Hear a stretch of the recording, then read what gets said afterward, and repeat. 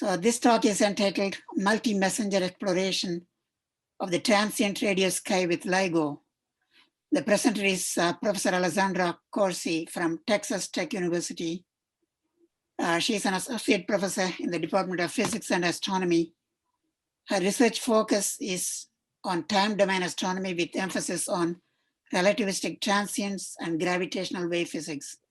She received her PhD in astronomy at the University of Rome, Sapienza, and carried out postdoc work at Penn State and Caltech.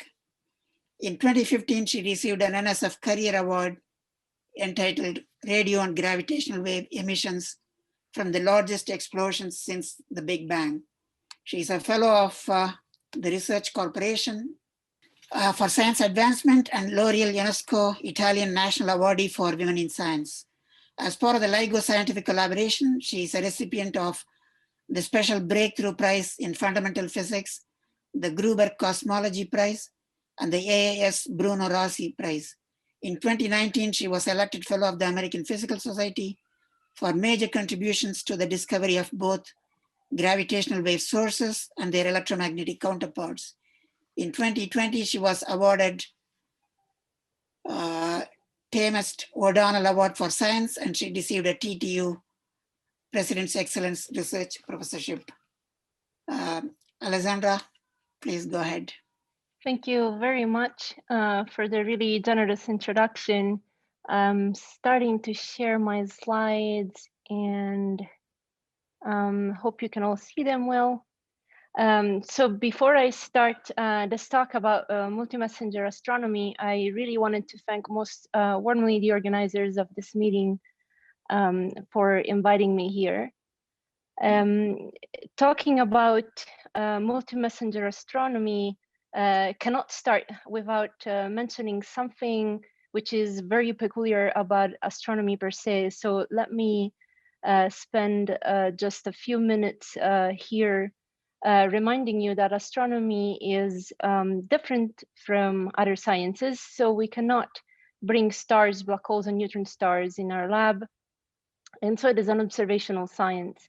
When we talk about cosmic messengers, what I mean is using different independent signals that come to us from far away and bring us the information about the sources we want to study. So light, of course, is the most ancient of these messengers, particularly optical light, because our eyes are good detectors of that. But we've learned studying light at all wavelengths, so frequencies above 100 million hertz, that observing astrophysical objects in all band of the electromagnetic spectrum can yield us a lot more information than just using one single frequency. Now imagine using, in addition to light, a completely independent cosmic messenger. Gravitational waves is what I'm talking about, and we can do this since 2015, when this new type of messenger was directly detected by LIGO, the Laser Interferometer Gravitational Wave Observatory. So if you look at this cartoon here on the right, those LIGO detectors or gravitational wave detectors look a lot different from your typical telescope or satellite. They're L-shaped detectors, and the frequency range in which they work is between 100 to 1,000 hertz, so very different from the frequency of the waves that characterize electromagnetic emission. They're also very different type of waves. The key thing is that they have very small interaction with matter, and so they really bring complementary information when joined together with electromagnetic waves. They can tell us about the densest, most compact object in the universe precisely because they have small interaction with matter. The other thing I want you to think about for a moment is those frequencies between 100 and 1,000 hertz are actually audible. So you could think about gravitational waves coming from astrophysical events as really music being played by the cosmos that we want to receive and study. And so you've often heard an analogy between multi-messenger astronomy and what you can do studying the world around you using two senses. Your sight, in this analogy, being electromagnetic waves, and sound, in this analogy, being gravitational waves. So I'll try to convince you, about some really exciting stuff that we can do by joining these two different messengers. Now, because we're talking about gravitational waves, it is, okay. Because we're talking about gravitational waves, I want to just give you a sense of what they are in really, really simple terms. So it does help for a moment to think about Newton's formulation of gravity first. So gravity is that force that beautifully causes an apple to fall on the Earth, keeps the moon in orbit around the Earth, and the planets in orbit around the sun. So it's the same force. And in Newton's view, is a force via which every object in the universe attracts every other object.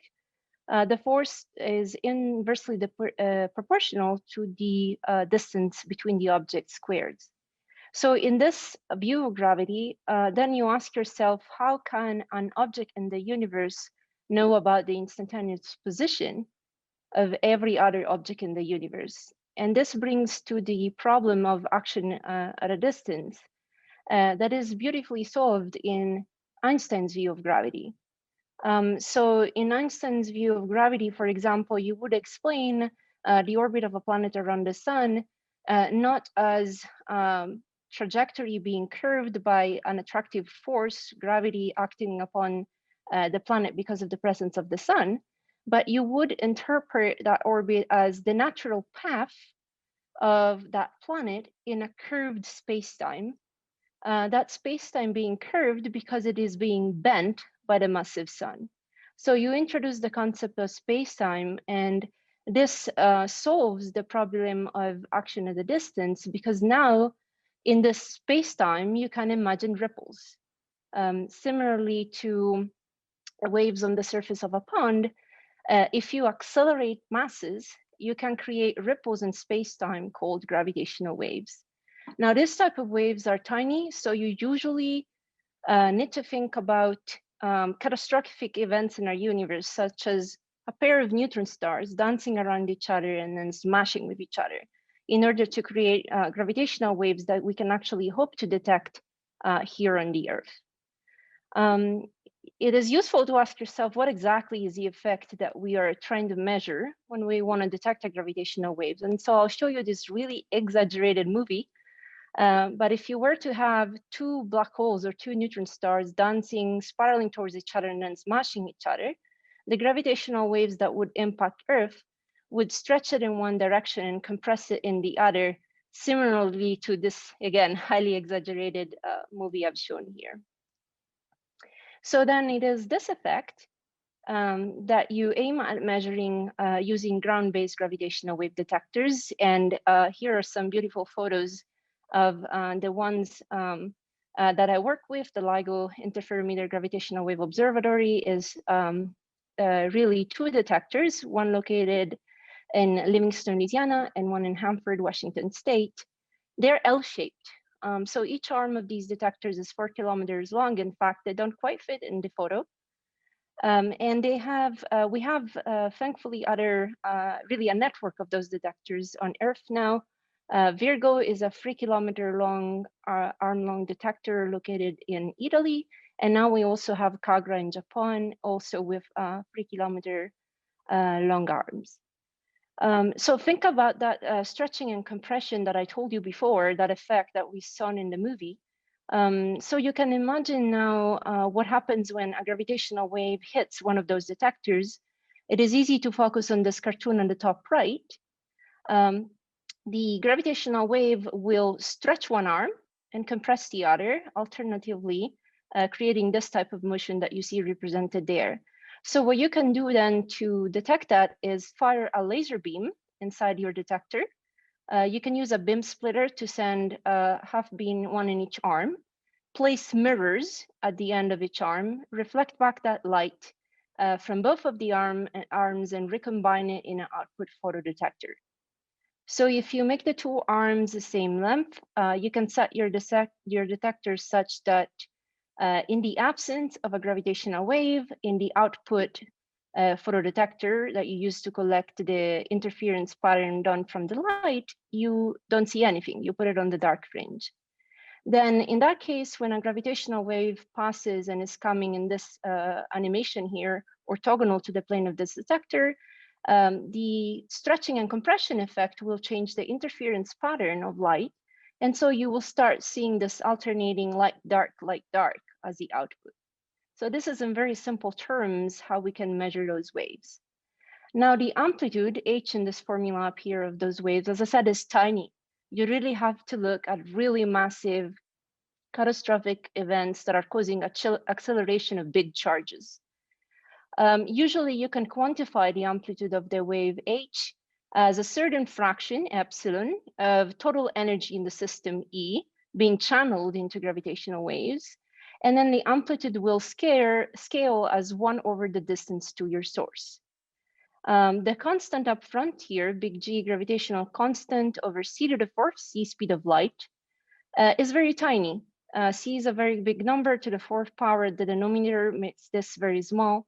So the type of amplitudes that we are measuring are order of 10 to the minus 21.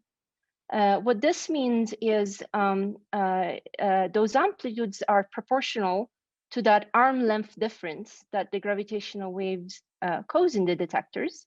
So if you imagine measuring the difference caused by that stretch and compression, delta L, over the length of the arm, we said 4 or 3 kilometers, depending on the detector. This delta L over L is 10 to the minus 21 or less. So it means you're trying to measure arm length differences, delta L, which are a fraction of the size of a proton. And so they're very tiny. This is why the detection of gravitational waves took a rather long time. Now we've reached such detection in 2015.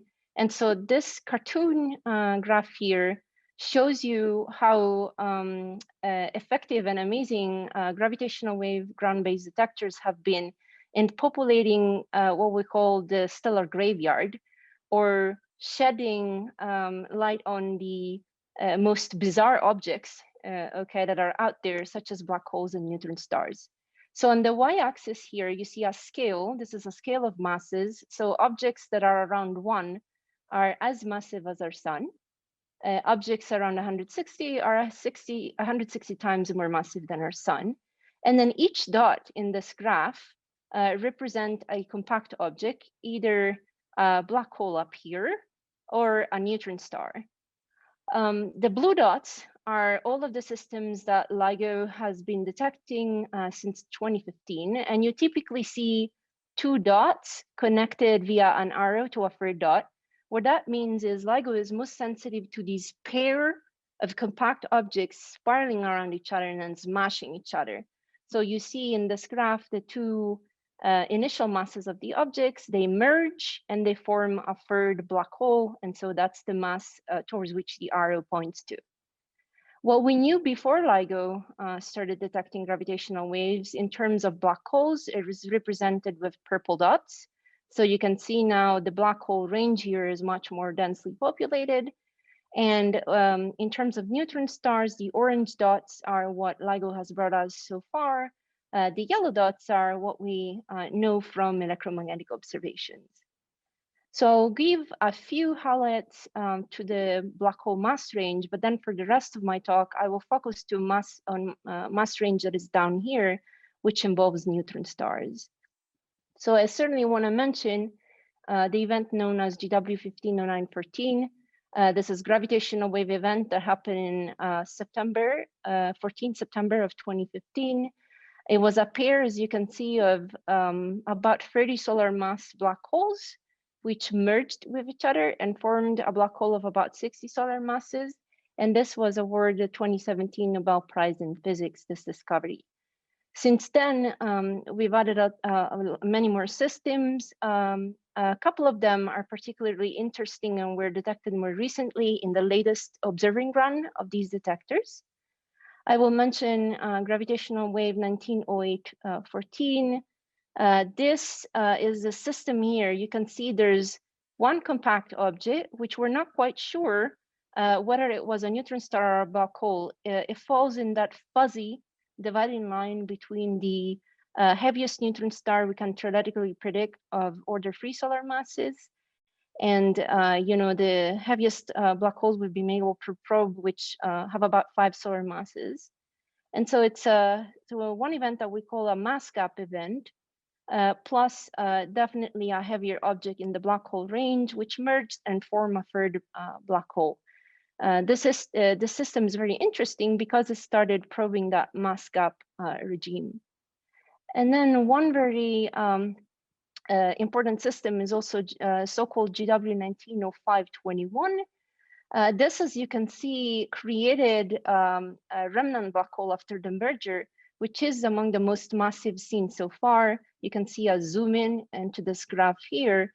The importance of that 150 roughly solar masses black hole that was formed after the merger in the system lies in the fact that it's probing for the first time the so-called intermediate mass black holes. Those are black holes that are hypothesized to exist between the stellar mass black hole regime and the supermassive black hole that we probe in galaxies. So this basically proved that intermediate mass black holes do exist. Now, as I said, when we talk about multi-messenger astronomy, so we don't just want to look at gravitational waves, but we want to join it with light. We are interested in systems that actually have matter. So rather than dealing with only black holes, which are pure space-time curvature, we also want to have some matter. And so we want to look really at the masses that bring us in the range of neutron stars. So for the rest of my talk, I will highlight this specific event called GW170817. So it occurred on August 17 of 2017, and it is a very special event. This was the first pair of neutron stars in a binary system that we observed directly in gravitational waves in their spiraling dance toward each other. They merged. They formed an object up here in terms of mass, which we're not, as of today, quite sure whether it was a neutron star or a black hole. But it was an astonishing event because it really changed the way we can do astronomy today. And this is related to the fact that in addition to gravitational waves, which is already a very big deal, it also emitted light at all wavelengths. And this is the reason for this cartoon on the right. So it emitted light from gamma rays to radio. And I want to focus the rest of my talk on that to really give a sense of what multi-messenger astronomy done with gravitational wave is. And I will highlight the role that radio observations have had when coupled with gravitational wave observations. Now, this is not to say that we have not discovered any other pair of neutron stars so far. In the most recent run, there was another binary neutron star system discovered by LIGO, which is very interesting because when you plot it in terms of total mass in the system, it falls somewhere around these orange or blue distributions. Don't focus on the detail, but what you can see is that its total mass appeared to be much larger than the neutron stars we knew about before in binary systems. So it's a really interesting system, but we haven't discovered light coming from it due to the very large sky area, most likely in which it was localized. So in the rest of my talk, I will focus, as I said, on GW170817. So this was really a truly spectacular neutron star merger. Let me start from what the first signals that were detected looked like. So you want to focus here on the central panel. The central panel is showing you y-axis frequency between roughly 100 and 300 Hertz. On the x-axis is time. We're putting a 0 at the time of the merger. So what we're looking at is a system of two neutron stars. They're spiraling around each other, and eventually they come so close that they merge and form a third compact object. So the time of the merger, when they smash each other, is time 0 in this plot.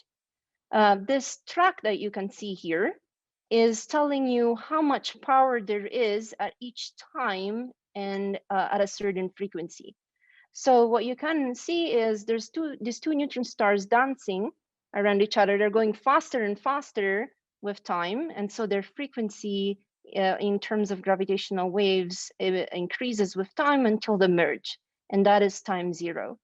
You can think about this more or less as that music coming from that in spiral, since these are audible frequencies. And this is the reason why you probably heard many physicists trying to describe the signal as a whoop in your detector. So a sound, a chirp really, whose pitch is increasing with time until the two objects merge. Now, after this merger time 0, if you focus on the top panel, these are gamma ray counts. So this is what the Fermi satellite was recording in terms of a number of gamma ray photons received. And you can see that after about 2 seconds from that merger time, they saw a spike, so what we call a gamma ray burst or a gamma ray flash. So this was the first time that gravitational waves were detected from an in-spiraling system of 2 neutron stars, and about 2 seconds after that, a flash of gamma rays was detected. That was also seen in integral, which is shown in the lower panel. So we knew, even before GW170817, that flashes of gamma rays could be associated with mergers of neutron stars, but this was the first direct probe, the first time we could actually see that dance in the gravitational wave detectors. Now, once the gamma rays were discovered, the hunt was on at all wavelengths. And so on the left-hand side, you see a sketch of the celestial sphere or sky. And the message to take away of, you want to focus on this dark green area. This is where the gravitational wave detectors that saw this event, the 2 LIGO detectors and the Virgo, the European one, localized the source on the sky. So that green area is where they said that event came from there. Now that patch, although it seems small in this graph, was about 30 square degrees, which means you can fit in there about 150 full moons. So it's a really big patch of the sky that did not discourage astronomers to go and hunt for electromagnetic wave counterparts at wavelengths other than gamma rays.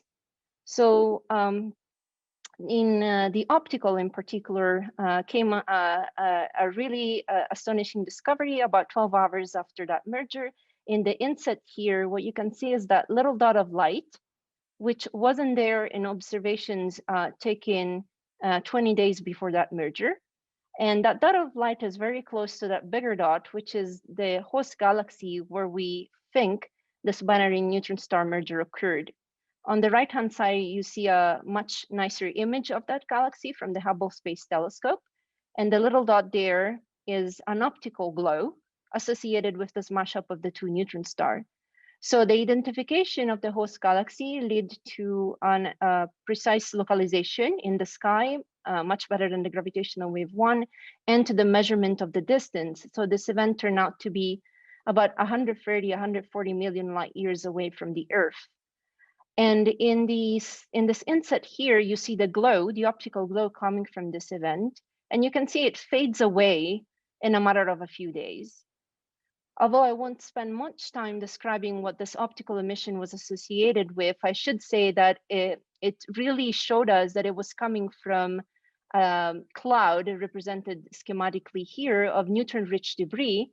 And it was a big deal because it showed us that elements, heavy elements such as gold and platinum that we care a lot about in the universe, actually get forged in smash-ups of neutron stars. So these 2 neutron stars polluted their surroundings with neutron-rich debris.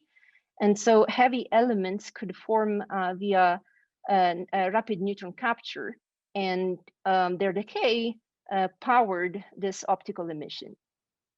What I want to focus on more for this meeting is what followed, and particularly the radio emission that was detected about 14 days after that merger.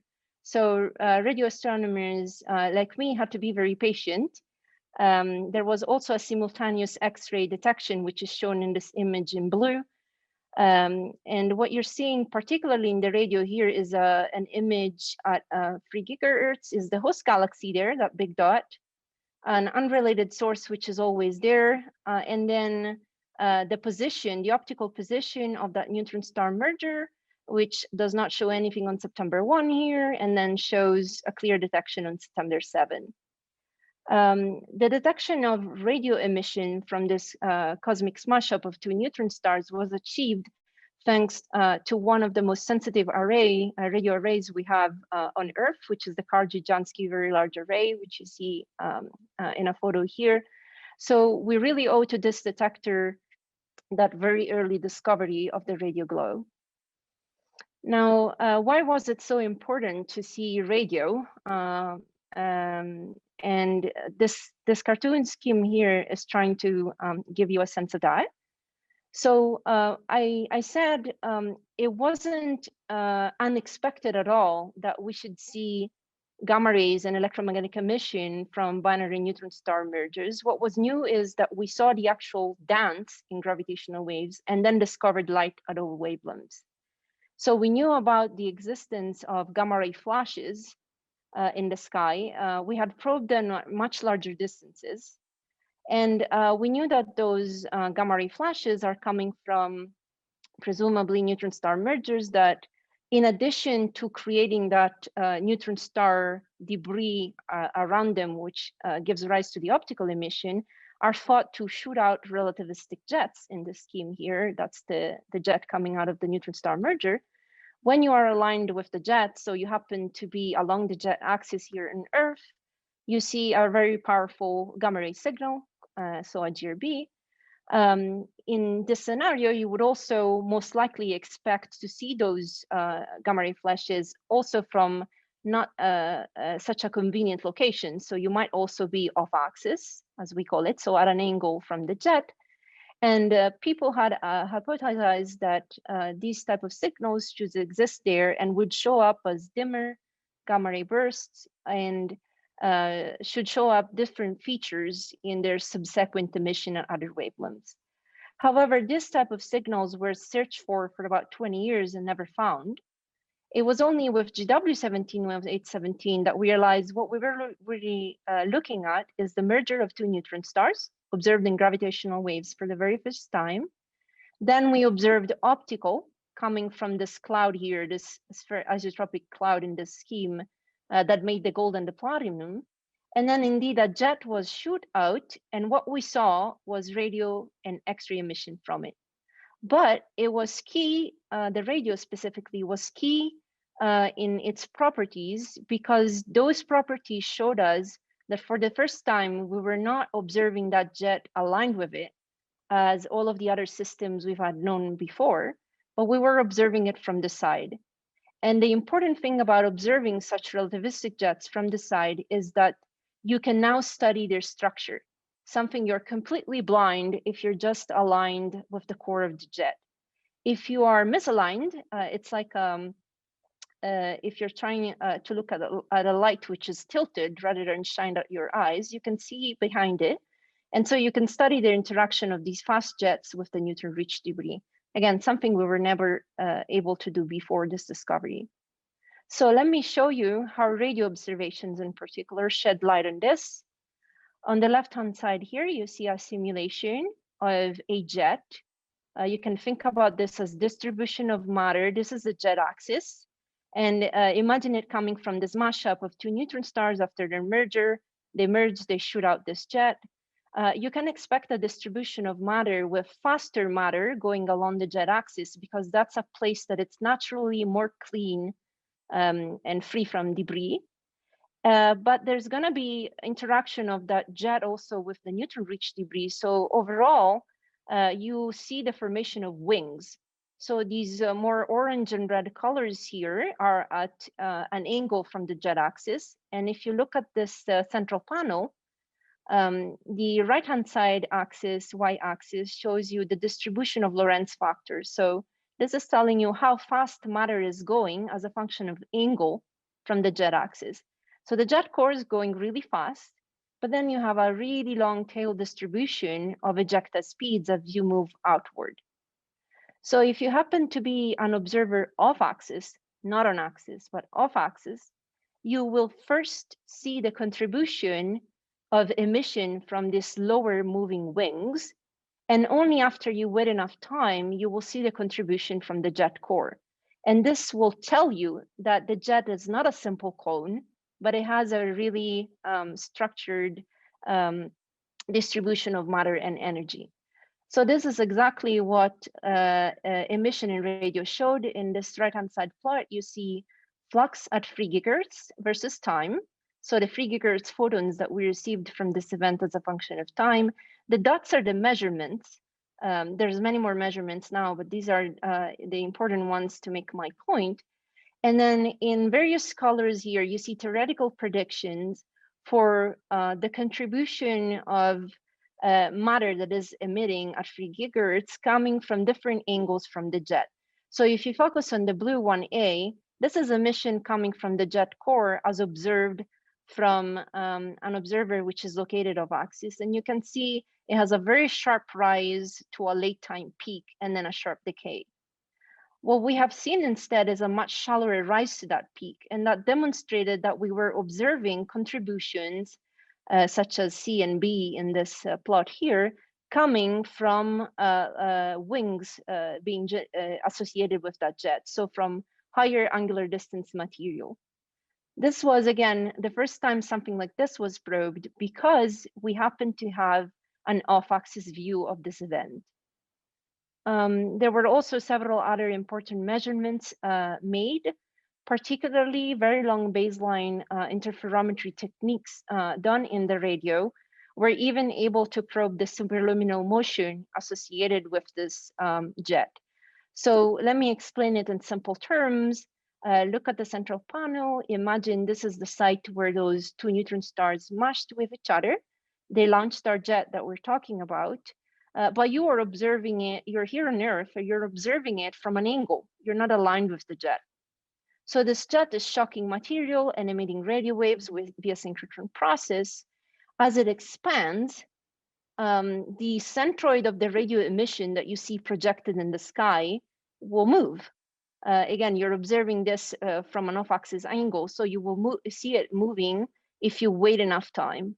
And so this is exactly the type of measurement that was carried out. You see it on the left-hand side plot here. This is right ascension and declination, so position in the sky at day 75 of the core of your radio emission. And then you look at it again 230 days later, that red cross there. And what we've measured is a displacement of roughly 2.7 milliarc seconds. So what you can figure out of that measurement is the more tight constraints on how big this jet was in terms of angular extension of the core and how far off axis we've been observing it. So this constrained the jet to have about a 5-degree core, observed at 20 degrees of axis, and was racing at a speed 97% the speed of light. The impact of this VLBI measurement is shown more clearly on the right-hand side plot. What you can see on the x-axis, the off-axis angle, so how far off from the jet core we're observing it, and then constraints that are related to the distance in megaparsec.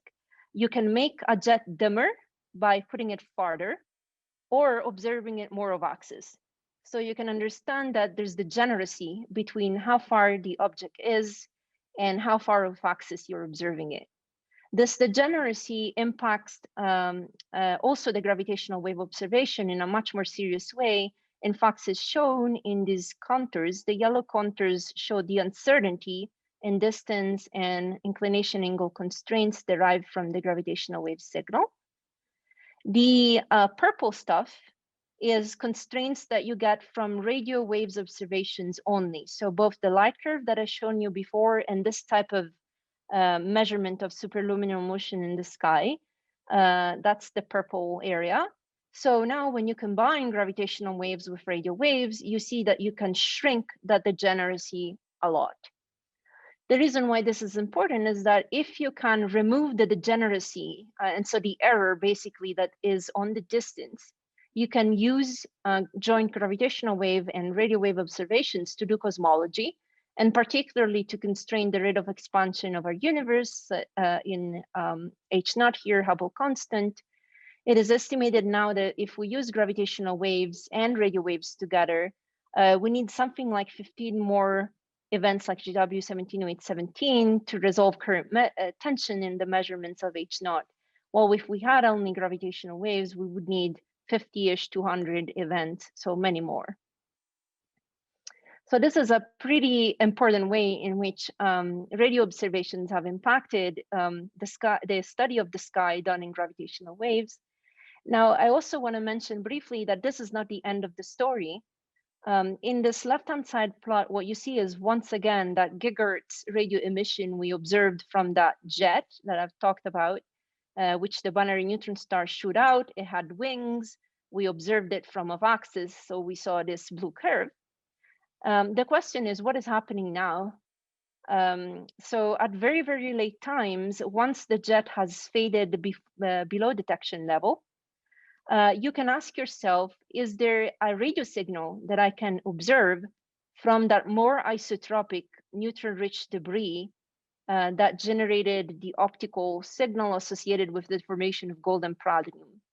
That is a question that we're trying to answer. Theoretical predictions, which are represented from red to yellow here, as you can see, are very uncertain.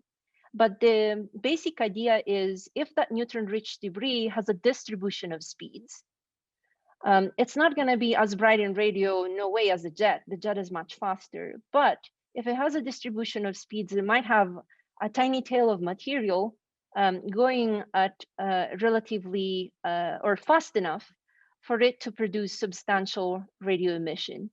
And so the hunt is now on, as we speak, in fact, for finding further radio counterparts of this event. And what that would tell us is a lot about the distribution of debris, which is called by material peeled off as the two neutron stars are merging toward each other, spiraling and merging. And it will tell us a lot about the equation of state of nuclear matter. So recently, very recently, I think it was announced on December 15 of last year, there has been a tentative X-ray detection at very late times from the same event, GW17-0817. So now we're on the hunt in radio to see if indeed we might be observing this type of signature. Going forward, the sensitivity of ground-based gravitational wave detectors is planned to improve. So especially for students here today, this is a very promising field to invest your research in. In the central plot, you see noise, basically, as a function of frequency for gravitational wave detectors. The curve in blue is the run, the data taking run that yielded to the discovery of GW17-0817. After June 2022, which is when these gravitational wave detectors are planned to start their new run, we should have a sensitivity comparable to the orange curve, so an improved sensitivity. And over the years, the ground-based detectors are planned to be further improved in their so-called A+ configuration that will shift down that noise even more. So we expect more detections, and we certainly hope to collect more signals like GW17-0817. On the long run, so if we're talking about 2030s, 2040s, then there are currently concepts for gravitational wave detectors, such as the Cosmic Explorer, that would knock that noise down even further. But if we focus on the near-term future, so we consider LIGO so-called A+ configuration, then you can see, you can get a sense of how far we could detect GW17-0817 events by looking at this graph. So the A+ in the neutron star merger regime brings you to a redshift of about 0.1, or roughly speaking, 500 megaparsecs.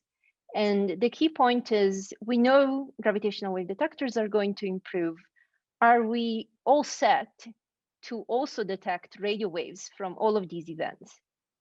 The answer is, if you want that to happen, you should really be paying attention to prospective radio arrays that are being studied and proposed right now. And one I wanted to highlight is the so-called next generation very large array. So this is like an improved Karl G. Jansky very large array with 10 times the sensitivity, 10 times the resolution. And it's a project about which you can find a lot of details at this website here. The reason why I wanted to highlight that paying attention to this new radio mission is critical is shown in this plot on the right-hand side. Again, we're looking at amount of radio light emitted as a function of time at 3 gigahertz from GW 170817. So this is the light curve that you've seen before. And the Jansky VLA, our current radio facility, can see with a sensitivity that is represented with this upper dashed red curve.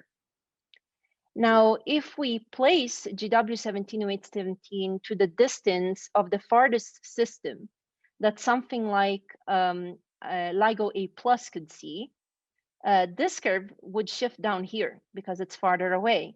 So now we have a big problem in the fact that our radio arrays are not sensitive enough to detect the radio glow if all systems behave like GW 170817. So one of the reasons why a next generation very large array would be critical is that it would improve the sensitivity to a level where we can hope to follow the progress in ground-based gravitational wave detectors sensitivity. A similar argument could be made in the optical, which on the left-hand side, but I'll skip here for reasons of time. So I would like to go directly to my conclusions and say the era of multi-messenger astronomy done with gravitational waves has really started. We've detected many black holes and, more importantly, a couple of binary neutron star systems, one of which really revolutionized our thinking about how we can do astronomy. The radio counterpart discovery has been critical. There remain many open questions. Are all neutron star pairs like GW 170817? Does that jet always make it out of the neutron-rich debris? Is there a kilonova, very late time radio afterglow, and so on? And something I've skipped on here for reasons of time is, can we even imagine binary black holes emitting radio waves? So all of these questions will hopefully get answered as the gravitational wave detectors improve their sensitivity. But it is important that as a community, we also ensure that national radio facilities keep progressing in tandem. And I will conclude here. And thank you very much for your attention. Take any questions. Thank you, Alessandra, for a very fascinating talk. I guess there are some questions. Yes. Can you hear me? Yes, thank you. Oh, thank you very much. It was a really fascinating talk. We really appreciate you gave us a good appreciation of about this gravitational wave. So most of us, we have experience with the acoustic waves and electromagnetic waves, not so much, of course, with gravitational waves. When we look at the acoustic waves, we consider them to be longitudinal waves, and they necessitate medium to be propagated. When we talk about electromagnetics, they are more transverse waves, but however, through a Michelson-Morley experiment, we all know that we potentially, most likely, we don't need any medium for electromagnetic waves to be propagated. Now, but it has also carries the notion of polarization. Now, when we come to the gravitational wave, of course, it's a matter of disturbance. So whenever you have disturbance, I assume the notion is that when disturbance happens, you don't need a medium, and still that disturbance will propagate with the speed of light, which I assume would be the case for gravitational wave. Yes. And the question is that, exist any notion of polarization with these waves, or how would you relate it to the other waves? Absolutely. And so I've skipped on that, but you're making a critical point. So we have two polarizations, cross and plus, called in gravitational waves. The way you can think about it is plus polarization being oriented in this direction. So you stretch here, stretch here and compress there. So it goes in this direction.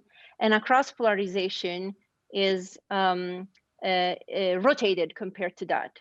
And so it's an independent polarization, and depending on the orientation of the source in the sky, or the relative orientation between the source in the sky and your detector, you have different amounts of those polarization that you measure, or that you can measure when you collect the signal. So it is very important, because that polarization information can tell you, about position in the sky in addition to timing. So indeed, when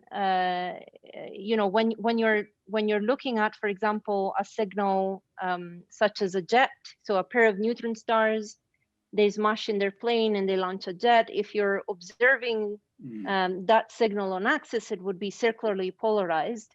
But then if you're observing it from a certain angle, then you would see a difference in the amount of plus and cross.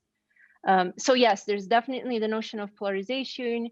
Trying to detect that is a reason why you want to put different detectors on the Earth with different, the Earth has a curvature and the detector have different orientations of the arms. So you'd have different sensitivities of that plus and cross.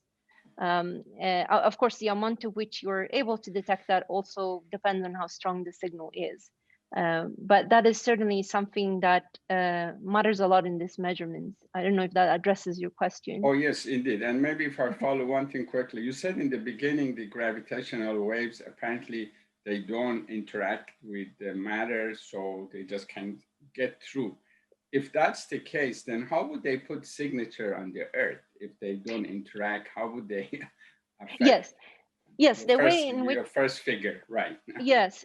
So absolutely. So the way in which I meant that statement is when light, if we consider light, we have to wait that it crosses the universe to reach us, and so if it encounters matter, it can get scattered and absorbed and so on. So that type of processes don't affect gravitational waves basically in any substantial way. So they can show us the densest objects in the universe. Now, of course, they change the distance between free falling masses. Okay, so they have an effect on position of those masses, which is what we measure. So it's a different type of interaction compared to what limits our observations in light. So if you were to go, imagine the system of two neutron stars mashing with each other, going and looking really close with light is impossible. It's opaque. So light cannot make it out from there. But then gravitational waves is much more transparent. Now, it is true that then to detect them, you need, distance between masses and their interaction. The fact that they're so tiny and so weakly interacting is also a matter why we took so long to detect them. But I would say in terms of, they don't limit you in terms of being transparent to this dense stuff, debris, which is around this compact objects. Thank you very much. Fascinating. Thank you. My pleasure. We have actually two questions from Kamal Sarabandi. One was to clarify something earlier. What was the frequency of the gravitational waves that you mentioned? Yes, so the range at which at least the ground-based gravitational wave detectors are sensitive is roughly order between 100 Hertz and a kilohertz. And so if you have two neutron stars in the binary, you can basically see them in their last orbits spanning that entire frequency range. If you have a pair of more massive bodies, they will merge at a lower frequency. So typically, the frequency of the peak of the emission is lower, but that is the band that at least gravitational wave ground-based detectors can probe. You could have much smaller frequencies if you think about supermassive black holes. And so LISA and other future detectors might be more sensitive to that very interesting part of the spectrum that we're not probing at all. But the specific audible frequencies that I mentioned are in reference to these ground-based detectors that we have now. Thank you. His follow-on was, how is the interferometer calibrated to isolate displacements caused by other sources? Like that is an excellent question. Yes. So this is the work that is done by almost 1,000 scientists in the LIGO scientific collaboration, and the experimentalists there are really those to whom we owe the ability to make this measurement. So absolutely, this type of detector, if you think about it, is a perfect seismometer. Right, and one thing that I always like to quote when I get asked this is, as a student, I was doing shifts at LIGO Hanford, and as a postdoc, actually, as a student, I was in Virgo, and so there you could have trucks, military trucks drive by, and you would see it in the detector. In fact, they will unlock your detector. In Virgo, we would have helicopter channel that would monitor the helicopter activity around the site. So the answer is there's a lot of hard work that goes into eliminating human formed noise. Simple examples are you attach the mirrors as via a series of pendulum stage so that you can damp the oscillations, and you put active damping as well. So there's a lot of work that goes into that, but this is why it is so hard, to detect them, and it took long. That's a very short answer to a complicated technology that's in there. I imagine so. Thank you. Yes, you're welcome.